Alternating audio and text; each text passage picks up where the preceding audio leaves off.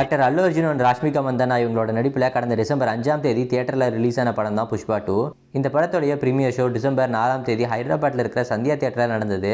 அந்த ப்ரீமியர் ஷோவுக்கு அல்லு அர்ஜுன் வந்திருக்காருன்னு தெரிஞ்சதுனால அந்த இடத்துல நிறைய கூட்ட நெரிசல் ஏற்பட்டதன் காரணமாக 35 வயது பெண் வருதுங்க கூட்ட நெரிசல் காரணமாக அந்த இடத்துல உயிரிழந்துட்டாங்க. அதுக்கப்புறமா அவங்களுடைய 5 வயது குழந்தைய ஹாஸ்பிட்டலில் அட்மிட் பண்ணியிருந்தாங்க. இந்த நிலையில் தியேட்டர் உரிமையாளர் உட்பட 3 பேரை போலீசார் அன்னைக்கே கைது செஞ்சிருந்தாங்க. இந்த நிலையில் ஆக்டர் அல்லு அர்ஜுனும் அந்த குடும்பத்துக்கு 35 லட்சம் ரூபாய் இழப்பீடு கொடுக்கறதாகவும் அனௌன்ஸ் பண்ணியிருந்தாரு.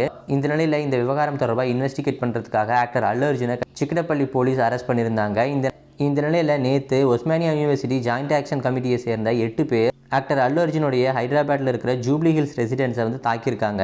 வி வாண்ட் ஜஸ்டிஸ் அப்படின்றது போல் கத்திட்டு அல்லு அர்ஜுனுடைய வீட்டுக்குள்ளே நுழைஞ்சு அங்கே இருக்கிற பூத்தொட்டிகள்லாம் எடுத்து போட்டு உடச்சி அங்கே சேதாரத்தை ஏற்படுத்தியிருக்காங்க. மேலும் கூட்ட நெரிசலால் இறந்த அந்த 35 வயது பெண்ணுடைய குடும்பத்துக்கு 1 கோடி ரூபாய் காம்பன்சேஷன் கொடுக்கணும் அப்படின்றது போலையும் கோரிக்கை வச்சிருக்காங்க. மேலும் இந்த 8 பேரையும் ஜூப்ளி ஹில்ஸ் போலீஸ் கைது செஞ்சிருக்காங்க. இந்த சம்பவம் நடந்தப்ப அல்லு அர்ஜுன் அவருடைய வீட்டில் இல்லையாமா. அதுக்கப்புறமா ஆக்டர் அல்லு அர்ஜுன் அவருடைய ஃபேன்ஸ்க்கெல்லாம் ஒரு வேண்டுகோள் வச்சிருக்காரு.